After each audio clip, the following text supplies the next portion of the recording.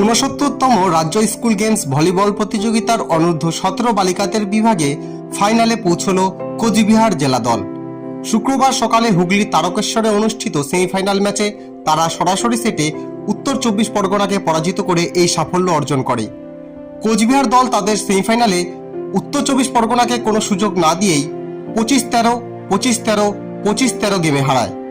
দলের ছাত্রীরা নিজেদের ধারাবাহিকতা বজায় রেখে সহজেই ফাইনালের টিকিট নিশ্চিত করেছে। এবারের প্রতিযোগিতায় কোচবিহার জেলা ভলিবল টিমটি সম্পূর্ণভাবে দেওয়ানগঞ্জ হাই স্কুলের ছাত্রীদের নিয়ে গঠিত হয়েছে।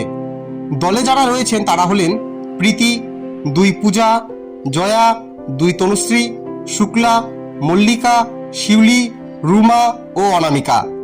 দলের সাফল্যের পিছনে রয়েছেন কোচ তাপস রায় ও ম্যানেজার স্বপন রায়। গত বছর অর্থাৎ 68তম রাজ্য স্কুল গেমস ভলিবল প্রতিযোগিতায় কোচবিহার জেলা দল চ্যাম্পিয়ন হয়েছিল। এই বছরও তাদের লক্ষ্য শিরোপা ধরে রাখা। আজ ফাইনাল ম্যাচে শিরোপার জন্য পরস্পর মুখোমুখি হবে স্বাগতিক হুগলি এবং শক্তিশালী কোচবিহার।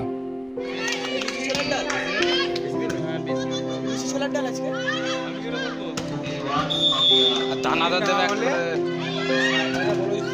অনিমেদা একটা করে দানাদার দেবে না।